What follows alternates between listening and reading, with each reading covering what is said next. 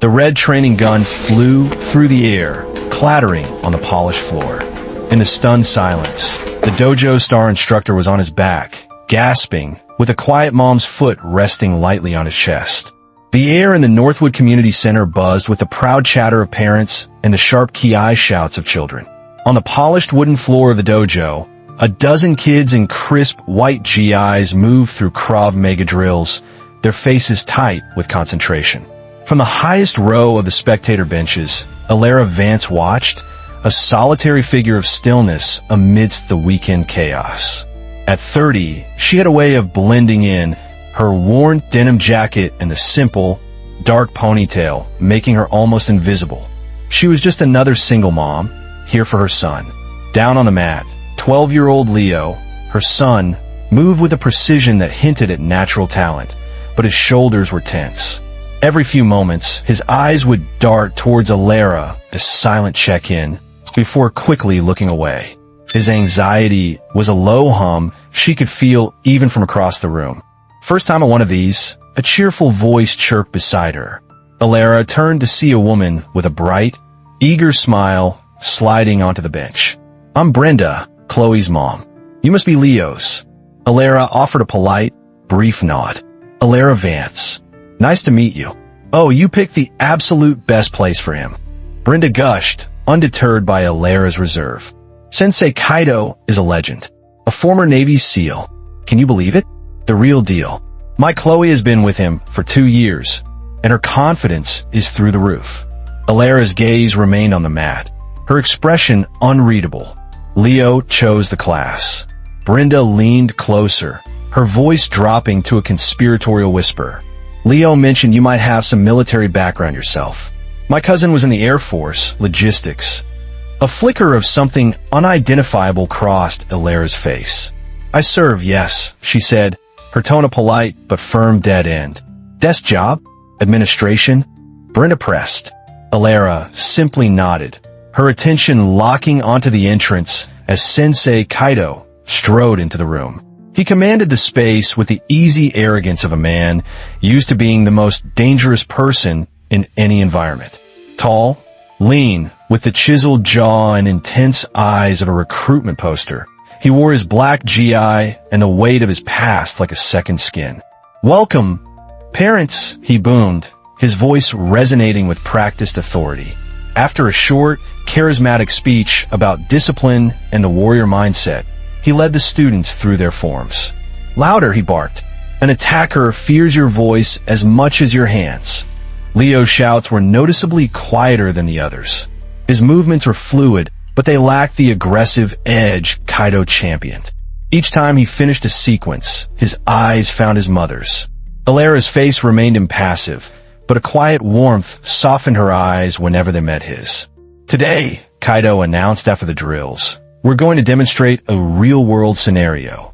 He scanned the audience, his SEAL training evident in the way his eyes cataloged every face. "But first, I'd like to see if we have any parents with a service background who might be willing to help out." Before Elara could sink lower in her seat, Brenda's hand shot up, pointing directly at her. Elara was in the military. On the mat, Leo froze, his face flushing with a mixture of pride and horror.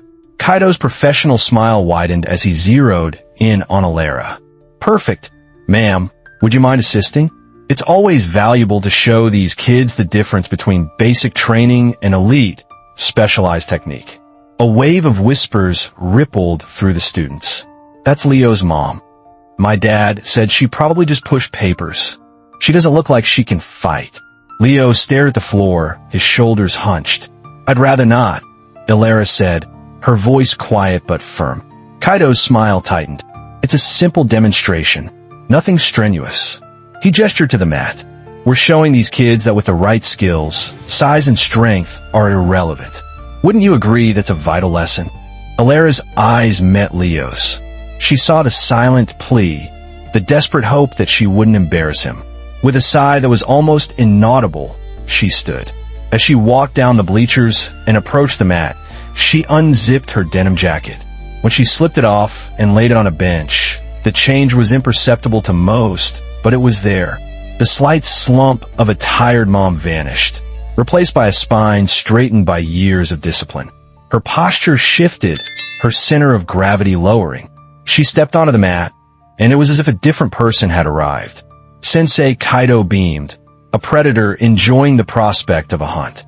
Parents, sensing a moment of lighthearted entertainment, raised their phones to record. Leo, however, looked like he wanted the floor to swallow him whole. Even someone with basic military training, Kaido began, circling Elara like a shark, his voice projecting to the back of the room, will instinctively react incorrectly to a sudden, violent threat without proper martial arts conditioning. He adopted an exaggerated combat stance, clearly designed for show. "I'm going to come at her with this," he announced, producing a bright red, rubber training pistol from the waistband of his GI. The sight of the mock firearm made a few parents gasp, adding to the drama. "I'll move fast, and your job, ma'am, is to simply try and defend yourself." He gave Elara a condescending smirk. "Don't worry, I'll be gentle." Elara remained motionless in the center of the mat. Her hands were loose at her sides, her expression neutral. Nothing about her stance suggested fear, preparation, or anything at all. She just was. A more observant spectator, someone trained to see beyond the obvious, might have noticed other details. The faint, silver scar that traced a line just at her temple, partially hidden by her hair. The precise placement of her feet, shoulder-width apart, balanced to move in any direction with explosive speed. Her eyes, which weren't focused on Kaido, but were instead subtly scanning the room, noting exits, obstacles, the positioning of the crowd. And from the pocket of her discarded jacket, the metallic edge of a custom challenge coin was just barely visible. Not a souvenir, but a symbol of belonging to a very exclusive club. In the back row, an older man with the ramrod posture of a career soldier leaned forward, his eyes narrowing. He'd come to watch his grandson, but his attention was now entirely captivated by the quiet woman on the mat. "Ready?" Kaido asked, relishing the moment. Elara gave a single, curt nod. "Remember, folks," Kaido said to the audience of phones, "this is how an untrained person responds." He lunged. It wasn't a demonstration lunge. It was faster, more aggressive, a flash of movement intended to shock and overwhelm, to make his point decisively. What happened next unfolded in the space between heartbeats. It was a blur of such violent, controlled grace that most phone recordings would later have to be slowed down frame by frame to be understood. As the red gun came up, Elara's body didn't retreat. It flowed forward, closing the distance. Her left hand didn't slap at the weapon.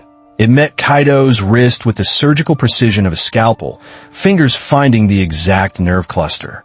Simultaneously, her right hand cupped his elbow. There was no brute force, only a seamless redirection of his own momentum. It was pure physics applied with terrifying efficiency. Kaido's lunge became an uncontrolled forward spiral.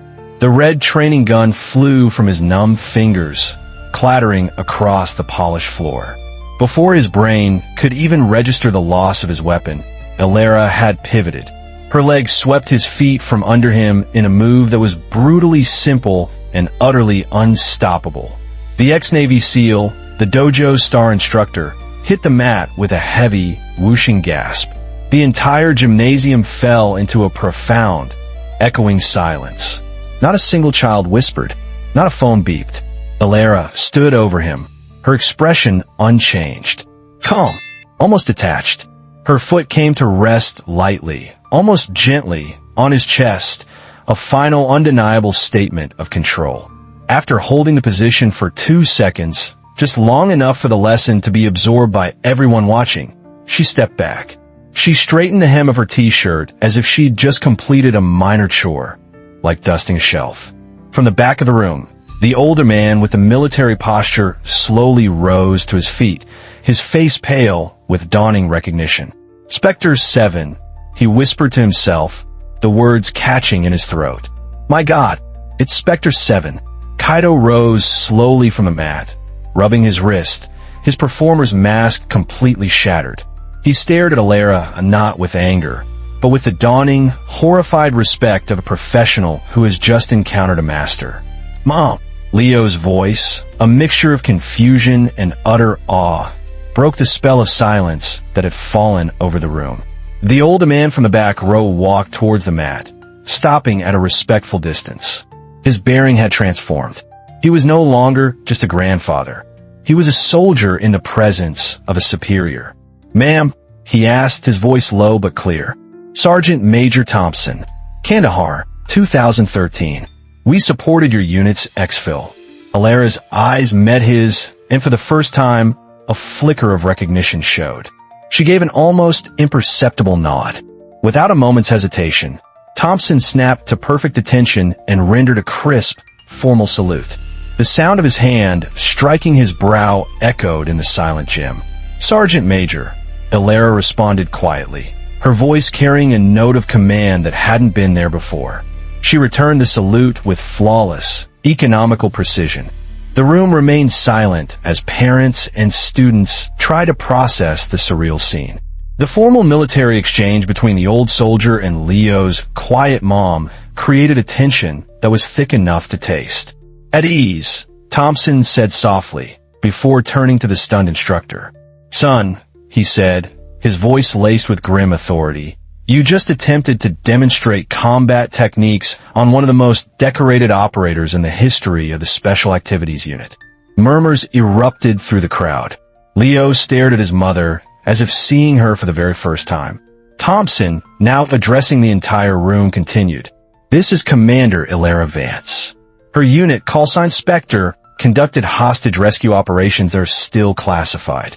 I was there. I saw what they did. They were ghosts. The best of the best." Kaido's face flushed, a deep red of embarrassment and burgeoning respect. He approached Elara, bowing deeply from the waist in a gesture of genuine humility. "Commander, I apologize for my disrespect. I had no idea." He hesitated, then asked, Would you consider showing the students a proper technique? Something real." Elara looked at Leo. The boy's earlier shame had been replaced by a look of pure wonder. He nodded enthusiastically, his eyes shining. "Just one," Elara agreed quietly. She motioned for Kaido to attack again, this time with full speed.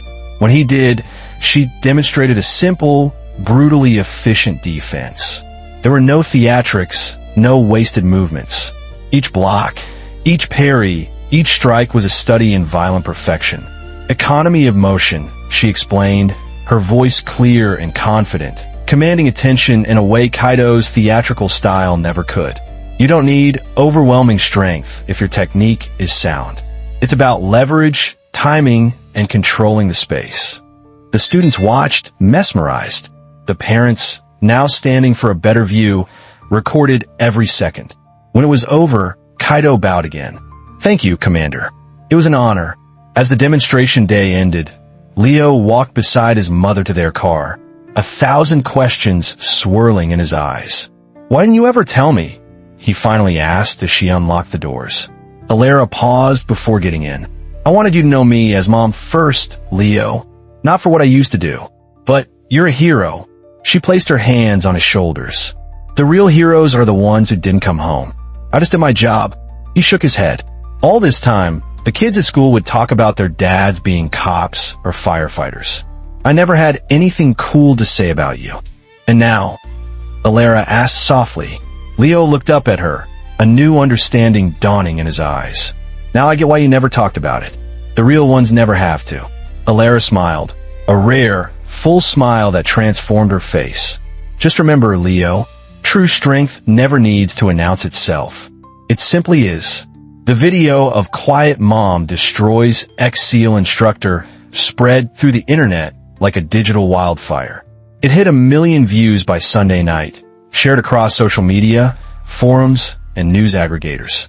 By Monday morning at Northwood Middle School, Leo Vance was no longer invisible. Whispers followed him down the hallway. Not the usual taunts or gossip, but something new, tinged with awe. "That's him, Leo Vance. Did you see the video? My dad was there. He said she moved so fast you can't even see it in real time. I heard she was like a CIA assassin or something." Leo kept his head down, a knot of confusion and pride tightening in his stomach. For years, he navigated the complex social ecosystem of middle school by being a ghost. Now, he was suddenly the center of attention, not for anything he'd done, but because of a secret his mother had kept for his entire life. At lunch, Mark Renshaw, the captain of the wrestling team who had never given Leo the time of day, slid his tray onto the table opposite him. "Mind if I sit?" he asked, already sitting. Leo shrugged. "Whatever. So is it true?" Mark leaned forward, his voice low. "About your mom? Was she really some kind of super spy?" Leo poked at his tater tots. "She was in a special operations unit. That's all I know. But women can't be Navy SEALs," Mark countered, parroting a common misconception. "Apparently, there are programs nobody talks about," Leo replied, the words feeling strange and foreign on his tongue. "Dude, that's insane." Mark breathed, his eyes wide. "You must have known she was a badass, right? I mean, you don't just learn to move like that." A strange mix of pride and a deeper, more unsettling feeling churned inside Leo. "Actually," he admitted, the words stinging, "I had no idea. I thought she was just a regular mom." Mark stared at him, incredulous. "No way." "Wait," Leo said. The admission hurt more than he expected. His mother, the woman who made him do his homework and packed his lunch, had been living a lie. Not just to the community, but to him. Why? What else was she hiding? The walk home was a blur. Their modest two-bedroom house, with its faded blue paint and the small garden Elara tended with meticulous care, looked exactly the same. But Leo saw it all differently now. The perfectly trimmed hedges weren't just for curb appeal. They provided clear sight lines to the street. The reinforced doorframe he'd never noticed before. The subtle, almost invisible security cameras disguised as decorative light fixtures. Had this all been here, hiding in plain sight, just like her? He found Elara at the kitchen table, her laptop open, surrounded by spreadsheets. Her cover, a freelance accountant for local small businesses. Another layer of the carefully constructed myth. "Hey, honey," she said, looking up with a smile. "How was school?" He dropped his backpack by the door. "Weird. Everyone's talking about you." Elara closed her laptop. "I imagine they are. Why didn't you tell me?" The question burst out of him, raw and accusatory. She gestured to the chair opposite her. "Sit down, Leo." "I don't want to sit," he shot back. "I want answers." "Fair enough." She leaned back, her calm demeanor only fueling his frustration. "What, specifically, would you like to know?" "Everything," he said. "Were you really a Spectre?" "Spectre was the call sign for my unit." "Yes," she replied carefully. "Special Activities Unit. We operated in environments where conventional forces couldn't. And you were in combat." His voice cracked on the word. She nodded once. "Yes." He swallowed hard. Did you ever have to kill someone?" A shadow passed over Elara's face, a darkness he'd never seen before. "That's not something I discuss, Leo. Not even with you. Some doors are meant to stay closed." He finally sank into the chair, the fight draining out of him. "But why hide it from me? I'm your son." "Because you're my son," she said, her voice softening. "When I left the service, I made a choice. I wanted to be just your mother. Not Commander Vance. Not an operative with a classified past. Just mom. I wanted you to have a normal childhood." "Normal?" "We moved 3 times before I was 10. Security protocols," she admitted quietly. "Old habits." He thought of all her strange quirks. How she always sat facing the door in restaurants. How she could map out a room in a single glance. The locked, steel cabinet in her bedroom closet he was never, ever allowed to open. "What's in the cabinet?" he demanded. "Mementos. Documentation. Some specialized tools. Weapons. Secured. And legal," she clarified. He ran a hand through his hair. "This is all so messed up. My entire life has been a lie." "Not a lie, Leo. A carefully managed reality." She reached across the table, but stopped short of touching him. "I built a wall between those 2 worlds to protect you." "Protect me from what?" Before she could answer, the doorbell rang. The transformation was instantaneous. Elara's posture snapped erect.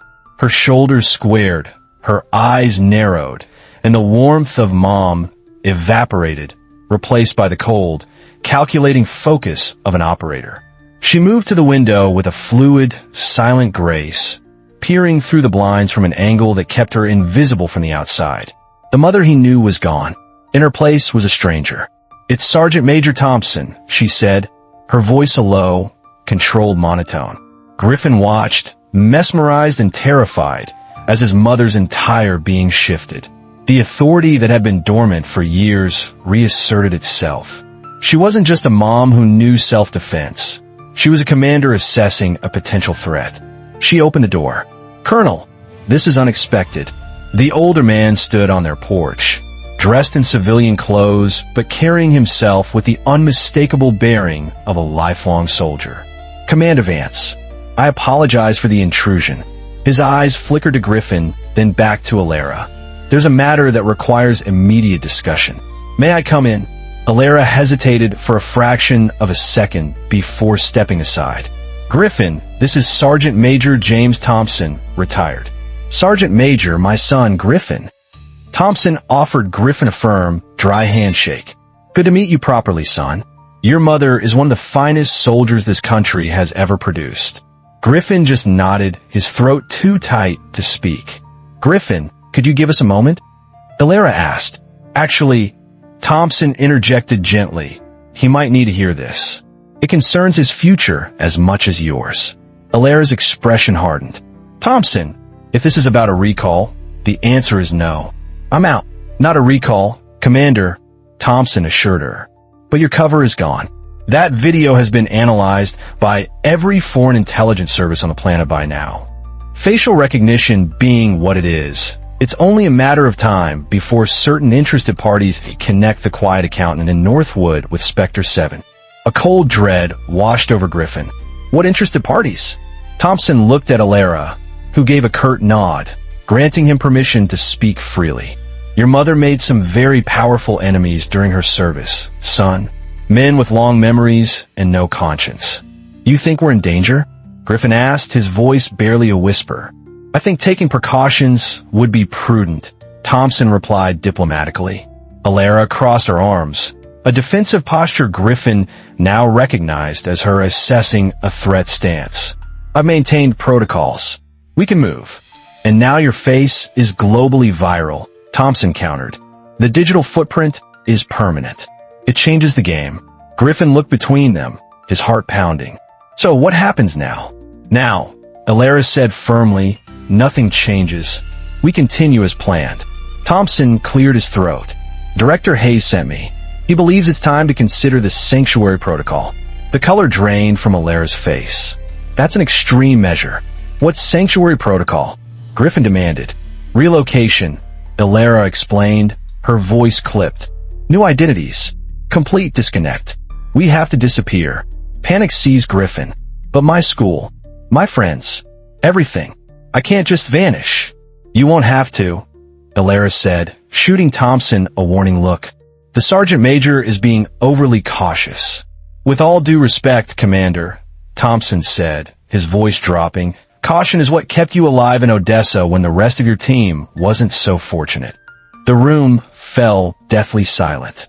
Griffin stared at his mother, the unspoken horror of that sentence hanging in the air. What is he talking about? What happened in Odessa? "Another time, Griffin," Elara said quietly. She turned to Thompson. "I appreciate the warning, Sergeant Major, but I need to speak with my son. Alone." Thompson nodded. "Understood. But Hayes needs an answer by tomorrow. The resources are standing by." He handed Elara a simple business card with only a phone number on it. "My personal cell. Call anytime." After seeing him out, Elara found Griffin standing exactly where she'd left him, his world tilting on its axis. "Are we in danger, Mom?" he asked. "Real danger." She sat beside him on the sofa. "There's always a degree of risk, Griffin. I spent 12 years managing that risk, so you could have a normal life. The only thing that's changed is public awareness. But this sanctuary thing, it sounds serious. It's a contingency, not a certainty," she assured him. "Hayes and Thompson have spent their lives planning for the worst-case scenario. It's how they've survived this long." Griffin tried to process it all. The team he mentioned in Odessa, what happened to them? Elara's eyes grew distant. clouded with a memory she'd fought to suppress for over a decade. That's classified, Griffin. Did they die? Did you almost die? After a long, heavy pause, she nodded. Yes, to both questions. Tears stung Griffin's eyes. And all this time, I just thought you were boring old mom who did taxes and made me eat my vegetables. To his utter surprise, a small, genuine laugh escaped her lips. I'm that mom, Griffin. That's the real part. That's the life I chose. But now they know who you are. No, she said, her voice firm. They know who I was. Who I am is sitting right here with you, trying to figure out our next move. The call came at 3:17 a.m. Elara was awake before the first ring ended. Muscle memory honed by years of midnight alerts snapping her from a shallow sleep. She answered on the second ring. Vance, we have movement. Director Hayes' voice was gravelly, all business. Facial recognition flagged Victor Orloff's top lieutenant at airport security in Toronto. He cleared customs 18 hours ago. The name hit Elara like a physical blow. Orloff, the ruthless Eastern European arms dealer whose network she had dismantled in the operation that cost her everything. The mission that had earned her a medal she could never wear and a price on her head she could never escape. Confirmed visual, she asked, already out of bed and moving silently to her closet, punching a code into the hidden wall safe behind a false panel. Confirmed. 97% certainty. He's traveling with 2 associates we've identified from the Chechen conflict. They're not here for sightseeing, Commander. Elara pulled out a small, dense go bag she had kept packed for 12 years, hoping she would never have to open it. Understood. Initiating protocol Indigo. Sanctuary is your safest option, Elara. Hayes reminded her. Clean extraction. New life. He'll be safe. Elara paused, her hand on the go bag, her thoughts on Leo sleeping peacefully down the hall, on his friends, his school, the life he deserved. Let me handle this my way first, Director. It's your call. But these men are finishers. Check in at 0600. The line went dead. Elara stood motionless in the dark, her mind a whirlwind of tactical calculations. The smart choice, the logical choice was Sanctuary. Disappear. Protect her son at all costs. But how many times could she uproot him before the damage was permanent? The alternative was to fight. To become Spectre 7 again. To use the skills she had spent a decade trying to bury and end the threat for good.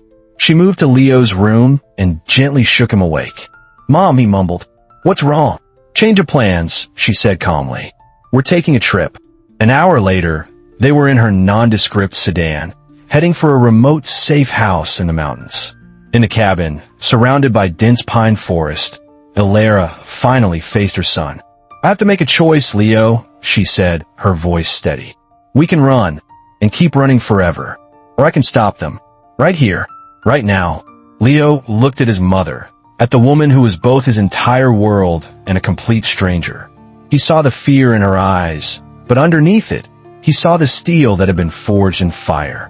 What are you going to do? I'm going to make sure you never have to run again, she said. She made a call. 2 hours later, Sergeant Major Thompson's SUV appeared at the end of the dirt road. The goodbye was brief. Be brave, Leo, she whispered, hugging him tightly. You too, Mom, he choked out. As the SUV disappeared down the road, carrying her son to safety, Elara Vance turned back to the cabin. She unlocked the steel cabinet from her closet, which she had brought with her. Inside, nestled in custom foam, was the equipment of her former life. She began the methodical, familiar process of checking her gear. Her movements were precise, efficient, and deadly. For 12 years, she had been a mother. But tonight, to protect that life, she had to become a ghost again. Elara has made her choice, but is it the only one a parent has? If you were in her shoes, would you choose to run to protect your family, or fight to secure their future? Let us know your thoughts in the comments below, and please, always comment with respect. This story is far from over. Subscribe and hit the bell so you don't miss what happens next when Spectre 7 goes hunting.